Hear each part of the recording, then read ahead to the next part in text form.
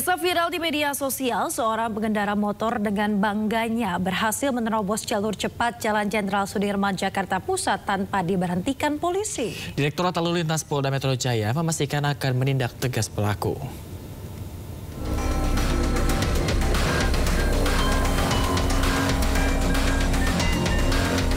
Inilah video seorang pemuda yang mengendarai sepeda motor saat menerobos jalur cepat di Jalan Jenderal Sudirman, Jakarta. Motor yang belum diketahui identitasnya ini membuat konten berkendara dengan melanggar aturan lalu lintas. Dalam narasinya, si pemuda dengan bangganya melintas lancar di jalur yang seharusnya tidak dilalui kendaraan roda 2 tanpa diberhentikan oleh petugas kepolisian. Aksi melanggar hukum yang direkam untuk kepentingan konten media sosial itu telah dilakukannya beberapa kali.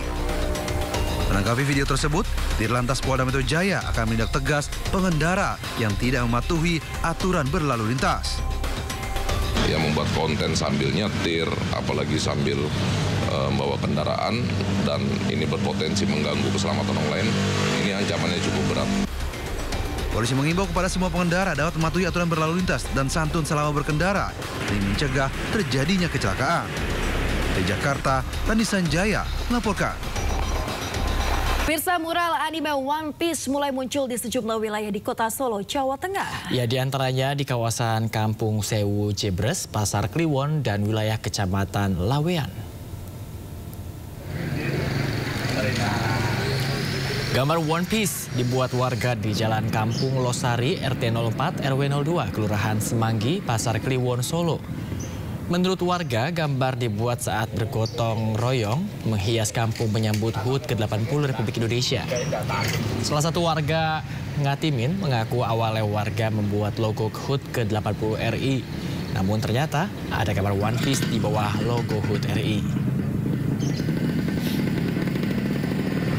Pak, muncul gambar di ini artinya yang di jalan. Kalau di jalan saya cuma baru tahu nih, saya nggak jarang keluar. Saya di rumah nunggu toko. Itu apa? Ini tadi dari malam atau tadi pagi baru ada atau gimana? Tadi malam saya tahu, buatnya saya tahu. Cuma saya kira kan bikin logo 80 tahun RI, HUT RI itu. Cuma kok ada gambar ini apa sih kok kayak ini? Loh, ini kok kayak bajak laut. Loh, bajak laut itu kok kayak cerita-cerita orang-orang di sana gitu loh. Kayak di YouTube. Kayak di YouTube. Saya lihat di YouTube ada itu truk, ada bendernya seperti itu. Lah ini ada motif apa, ada gerakan apa atau apa, kita nggak tahu. Cuma ya monggo lah, itu bukan anak kita juga nggak bisa mengintervensi ke pihak lain. Itu kan RW 2, saya RW 1. Nah, kebetulan saya juga RT di sini, RT 4 sini. Cuma kita nggak mau ikut campur, nanti nggak malah. Nah, tadi kalau kita bahas itu bendera, ternyata juga akhirnya berekspresi tadi bisa di mana saja, termasuk yang membuat mural ternyata ya. Seperti yang viral di media sosial ini, mural karakter One Piece di Sragen, Jawa Tengah ini dihapus petugas, pemirsa. Nah, TNI ini membantah melakukan intervensi untuk hapus mural tersebut.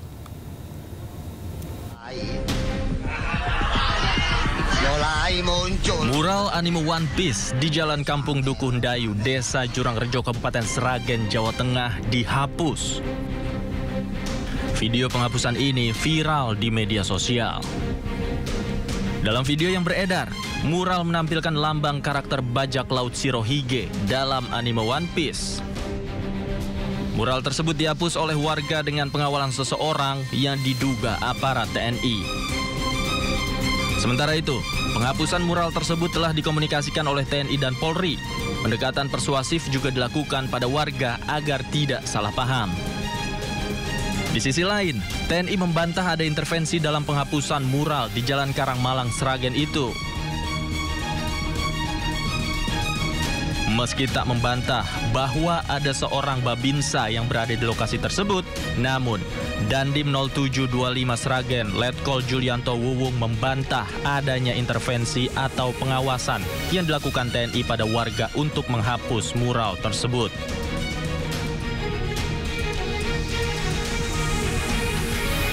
Penghapusan mural tersebut diklaim sebagai hasil koordinasi semua pihak dari aparat keamanan, perangkat desa, dan warga setempat. Penghapusan mural itu dilakukan dengan sukarela oleh warga dan perangkat desa setempat. Tim Liputan iNews melaporkan. Penghapusan mural anime One Piece tersebut Pemirsa, Wakil Presiden Gibran Rakabuming Raka pernah menggunakan pin simbol Jolly Roger topi jerami saat kampanye di Pilpres 2024 lalu.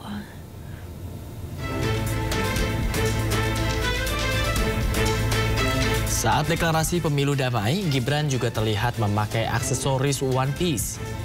Jolly Roger pertama kali menjadi perbincangan nasional saat Gibran memakai pin Mugiwara di dada bagian kiri di momen debat Pilpres. Gibran juga pernah memakainya saat sambangi rumah Presiden Prabowo Subianto pada 21 Januari 2024 lalu.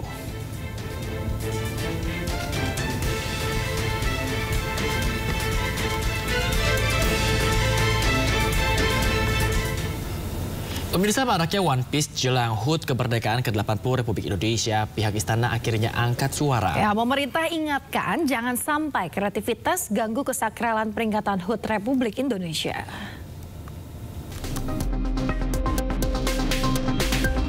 Jelang peringatan HUT ke-80 Republik Indonesia, pengibaran bendera karakter bajak laut topi jerami dari manga One Piece semakin masif berkibar di sejumlah daerah. Dari atap rumah warga hingga kendaraan di jalan raya, fenomena ini lantas dikaitkan dengan ekspresi kekecewaan warga terhadap kondisi bangsa Indonesia saat ini. Meski belum terkonfirmasi apa motivasi warga yang memasang bendera One Piece tersebut, namun pemerintah mengingatkan jangan sampai kreativitas mengganggu kesakralan peringatan HUT ke-80 Indonesia 17 Agustus mendatang. Kalau berkenaan dengan kreativitas dari kawan-kawan komunitas tentu itu sebagai sebuah bebas berekspresi dan tidak ada masalah. Yang jadi masalah bukan adalah misalnya begini, kemudian ada pihak-pihak yang kemudian dalam tanda kutip ya memanfaatkan kreativitas tersebut untuk hal-hal yang menurut pendapat kita itu juga sebaiknya jangan sampai terjadi, kan begitu. Misalnya kemudian memanfaatkan kreativitas tersebut untuk menghimbau ya, supaya mengibarkan bendera-bendera selain bendera merah putih. Kan itu yang tidak benar. Para penggemar One Piece menilai pengibaran bendera dan simbol One Piece lainnya hanya ekspresi kreativitas. Tidak ada tendensi memecah belah, apalagi niat untuk melawan aturan dan negara. Padahal One Piece juga digemari oleh tokoh nasional, Wakil Presiden Gibran Rakabuming Raka, hingga Menteri Keuangan Sri Mulyani yang mengenakan simbol-simbol One Piece. Hal itu seakan memperkokoh posisi anime bajak laut topi jerami One Piece digemari semua kalangan di Indonesia, termasuk penggunaan simbol-simbolnya sebagai bentuk kreativitas dan tidak ada aturan yang dilanggar. Tim Liputan iNews melaporkan. Fenomena pengibaran bendera kepala tengkorak bertopi jerami dari serial manga One Piece di tanah air dapat tanggapan dari sebuah akun yang diduga milik Eiichiro Oda, sang pencipta manga One Piece. Pemirsa, dalam unggahannya di Instagram yang diduga milik Eiichiro dengan akun @eiichiro.odajp, tertulis bahwa di ulang tahun kemerdekaan Republik Indonesia yang ke-80, warga Indonesia banyak yang mengibarkan bendera kepala bajak laut bertopi jerami. Akun tersebut menyebut aksi ini merupakan bentuk kekecewaan warga Indonesia terhadap pemerintah, sedangkan para petinggi pemerintah menganggap pengibaran bendera merupakan bentuk perlawanan dan juga ancaman. Unggahan fenomena pengibaran bendera One Piece Jolly Rogers itu pun menuai tanggapan beragam dari netizen tanah air. Hingga hari ini unggahan tersebut dibanjiri lebih dari 4.000 komentar dan telah dibagikan sebanyak 25.000 kali.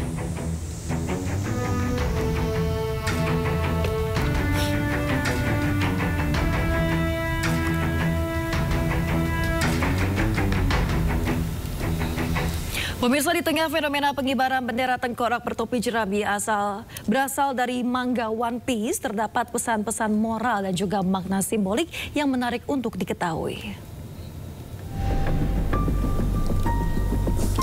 One Piece, petualangan persahabatan dan makna di balik bendera bajak laut. One Piece merupakan manga karya Eiichiro Oda dan dipublikasikan pertama kali pada tahun 1997. Bercerita tentang Monkey D. Luffy yang kru topi jerami yang ingin menjadi raja bajak laut untuk mencari harta One Piece. Dalam perjalanannya, Luffy dan kawanannya menghadapi banyak musuh kuat. Salah satu musuhnya adalah pemerintah dunia yang jahat. Selain mencari harta One Piece, Luffy juga memperjuangkan kebebasan bagi mereka yang tertindas.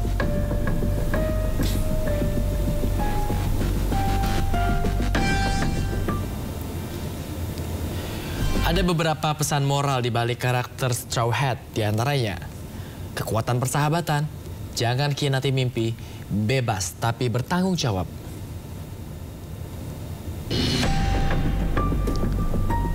Fenomena Jolly Roger di Indonesia, yaitu merupakan simbol perlawanan, semangat, pantang menyerah, dan representasi persatuan.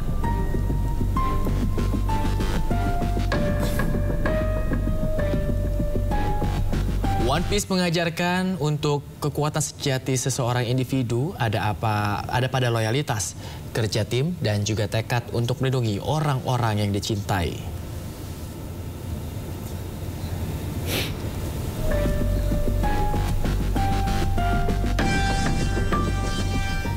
Tentunya pengibaran bendera One Piece ini menjadi sorotan. Ya, selain bentuk ekspresi, pengibaran bendera itu dinilai melanggar aturan. Ketentuan pengibaran bendera merah putih telah diatur dalam Undang-Undang Nomor 24 Tahun 2009 tentang simbol negara.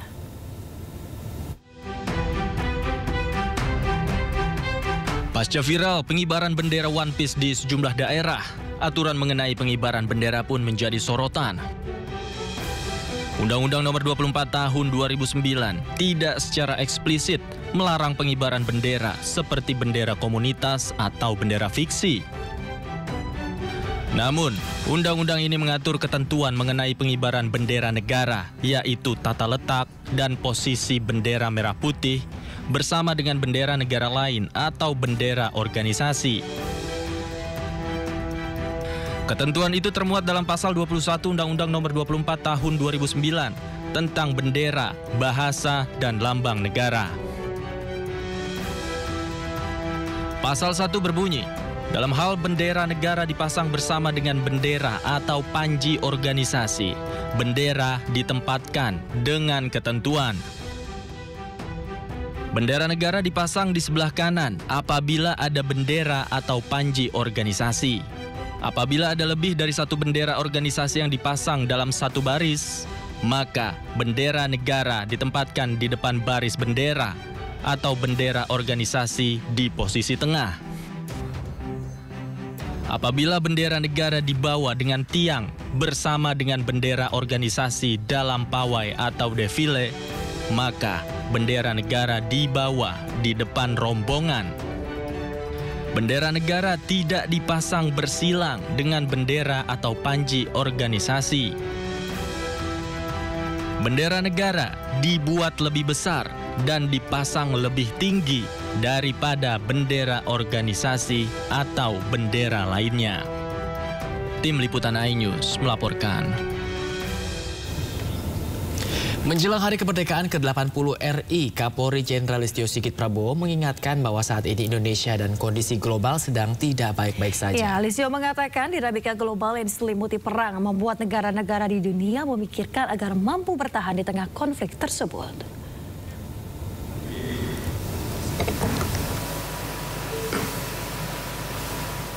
Negara kita dan kondisi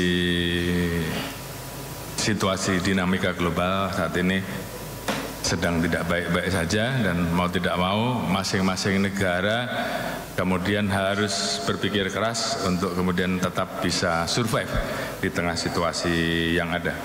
Mungkin sepintas saya juga menyampaikan bahwa kita memiliki kerawanan yang tentunya ini terkait dengan masalah transnational crime, karena kita memiliki 10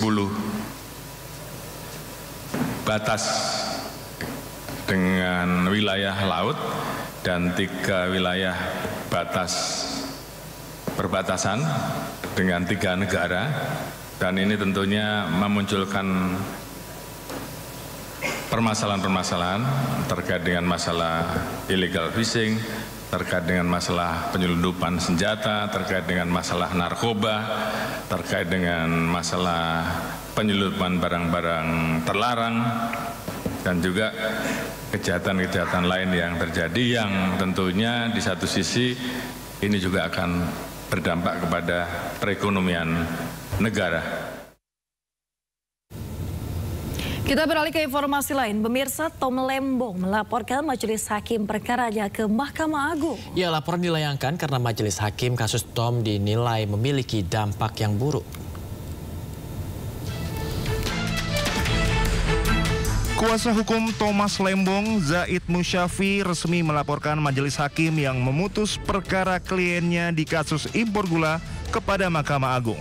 Zaid menyebutkan perlu adanya evaluasi dan koreksi mendalam terhadap proses hukum yang dijalani Tom Lembong.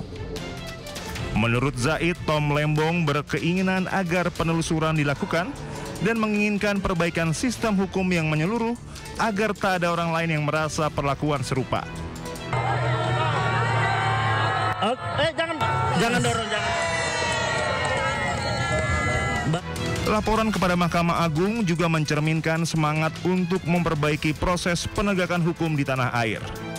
Seperti yang sudah disampaikan oleh Pak Tom Lembong dan Pak Ari Yusuf Amir setelah keluar dari rutan Cipinang, bahwasanya ia tidak ingin bahwa bebasnya dia itu adalah akhir dari perjuangan perbaikan sistem hukum di Indonesia. Dia ingin ada evaluasi, dia ingin ada koreksi. Laporan ini diharapkan bisa mengubah cara aparat penegak hukum menangani kasus-kasus serupa nantinya. Tim Liputan Anyus melaporkan. Kejaksaan bakal mengeksekusi Ketua Solidaritas Merah Putih Sylvester Matunina. Ya, eksekusi dilaksanakan terkait dengan putusan pidana yang dijatuhkan terhadapnya dalam kasus fitnah terhadap Wapres ke-10 dan 12 RI Yusuf Kala. Pemirsa, dalam kasus ini Sylvester divonis bersalah menyebarkan fitnah terhadap JK saat berorasi di depan Mabes Polri Jakarta pada 15 Mei 2017 silam. Sylvester menyebut JK menggunakan isu SARA dalam upaya memenangkan Anies Baswedan dan juga Sandiaga Uno dalam Pilgub Jakarta 2017 silam. Atas ucapannya ini dia dijatuhi vonis 1 tahun penjara oleh pengadilan tingkat pertama, lalu diperberat di tingkat kasasi menjadi 1,5 tahun penjara.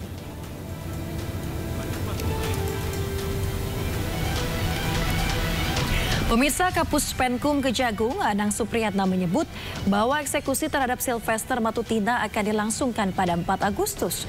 Kejaksaan akan melakukan upaya paksa untuk menjalankan eksekusi tersebut. Sementara itu, Sylvester Matunina menyebut belum mendapat surat perintah eksekusi dari Kejaksaan. Nggak ada masalah, intinya kan saya udah menjalani proses itu. Nanti kita lihat lagi bagaimana kelanjutannya ya. Ya, makasih. Berarti ini langsung ke Kejari Selatan atau? Oh enggak, belum ya. Nanti kita atur dulu. Belum terima surat. Berarti dijadwalkan ulang? Iya. Belum ada suratnya, belum ada suratnya. Ya, oke. Ya, baru narasi kan? Ya, makasih. Oke, cukup. Makasih. Cukup, makasih ya. Pemirsa, Presiden Prabowo Subianto menerima kunjungan Komandan Komando Operasi Khusus Amerika Serikat Jenderal Brian Fenton di Istana Merdeka, Jakarta. Ya, pada kesempatan tersebut Jenderal Fenton menyerahkan medali kehormatan US Special Operations Command kepada Presiden Prabowo.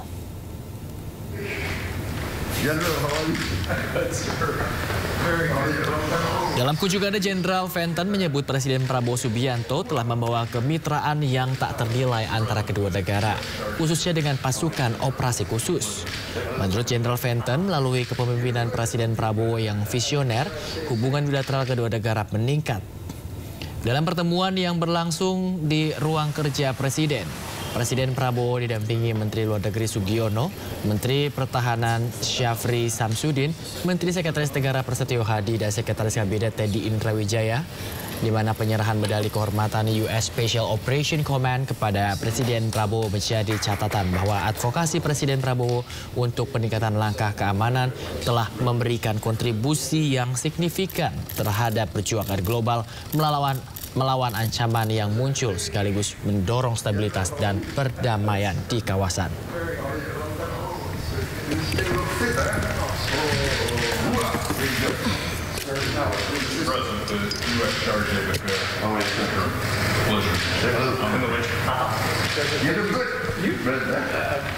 Jenazah Marsikal Muda TNI Anumerta Fajar Adrianto, mantan Kadis Penau yang gugur dalam kecelakaan pesawat latih di Bogor, dimakamkan di TPU Monyeran, Kota Probolinggo, Jawa Timur. Selengkapnya usai jeda, tetaplah di Sindo Today.